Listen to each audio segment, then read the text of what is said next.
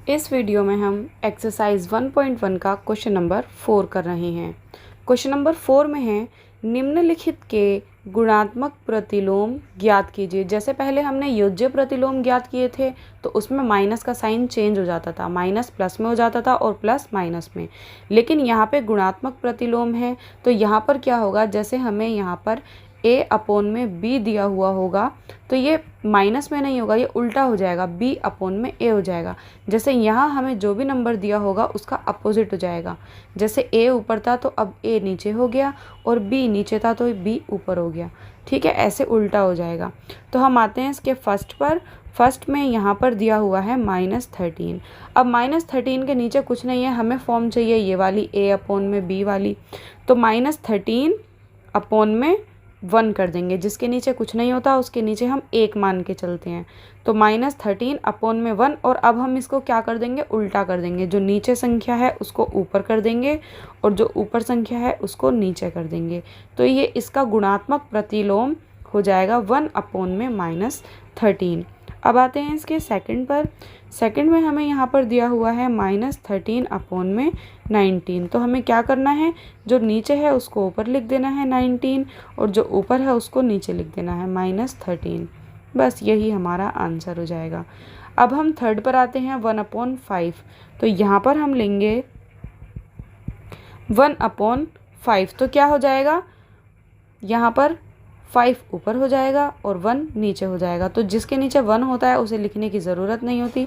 जैसे स्टार्टिंग में इसके नीचे 1 नहीं था तो हमने उसे लिखा भी नहीं था, लेकिन हमें यहाँ पे दिखाने के लिए लिखना पड़ा। तो 5/1 का मतलब 5 ही होता है। ठीक है, इसके बाद हम फोर्थ पर आते हैं। फोर्थ हमें क्या दिया हुआ है, फोर्थ है -5 अपोन में 8 मल्टीप्लाई बाय -3 अपोन में 7।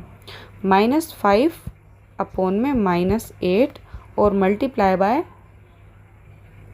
-3 अपोन में 7। -3 अपोन में 7, यहाँ पर माइनस नहीं है।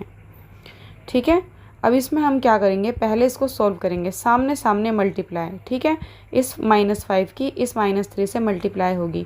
5 दिया 15 और ये भी माइनस का है, ये भी माइनस का है। गुणा में माइनस माइनस क्या होता है, प्लस होता है। प्लस का साइन लगाने की हमें ज़रूरत नहीं होती। इस वाले 8 की इस 7 से गुणा हो जाएगी, 8 सत्ते 56। तो ये हो गया 15/56। अगर ये कट रहा है तो काट दो। जैसे ये 3 से कट रहा है, 3 पंजे 15 और नहीं 3 एकम 3 नहीं कट रहा, ये यहाँ पे डिवाइड नहीं हो रहा है, इसको ऐसे ही रहने दो। ये 15 का 15 और यहाँ 8 सत्ते यहाँ पर 8 सत्ते 56। ठीक है, अब क्या करेंगे, इसका गुणात्मक प्रतिलोम लिखने के लिए इसको उल्टा कर देंगे। जो नीचे है 56 उसे ऊपर करेंगे और जो ऊपर है 15 उसको नीचे कर देंगे। बस यही हमारा आंसर हो जाएगा। इसके बाद हम आते हैं क्वेश्चन नंबर 5 पर। यहाँ पर है -1 और मल्टीप्लाई बाय -2 अपोन में 5। -1 और मल्टीप्लाई में -2 अपोन में 5। तो इसको पहले हमें सॉल्व करना है। कैसे सॉल्व करेंगे, इसके नीचे कुछ नहीं है तो इसके नीचे भी 1 मान लेंगे ताकि दोनों बराबर हो जाएं। सामने सामने गुणा होती है, -1 की -2 से होगी तो 2 एकम 2, और ये भी माइनस का है, ये भी माइनस का है, माइनस माइनस प्लस। तो प्लस यहाँ लिखने की ज़रूरत नहीं है। डिवाइड इस वाले 1 की इस 5 से गुणा होगी, 5 एकम 5 और प्लस के हैं दोनों तो प्लस ही आएगा।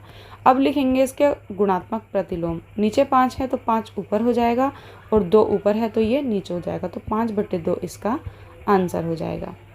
इसके बाद एक क्वेश्चन और है यहाँ पर, ये -1 यहाँ पर दिया हुआ है। तो -1 का योज्य प्रतिलोम बताना है हमें, गुणात्मक प्रतिलोम -1।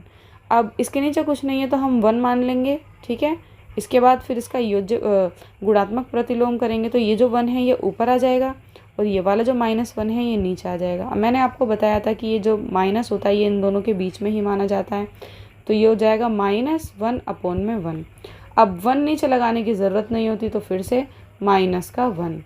तो मतलब इसका जो गुणात्मक प्रतिलोम होगा वो -1 ही होगा, ये चेंज नहीं होगा और यही इसका आंसर है। आपका क्वेश्चन नंबर 4 कंप्लीट हो गया है। मिलते हैं क्वेश्चन नंबर 5 में। Bye guys.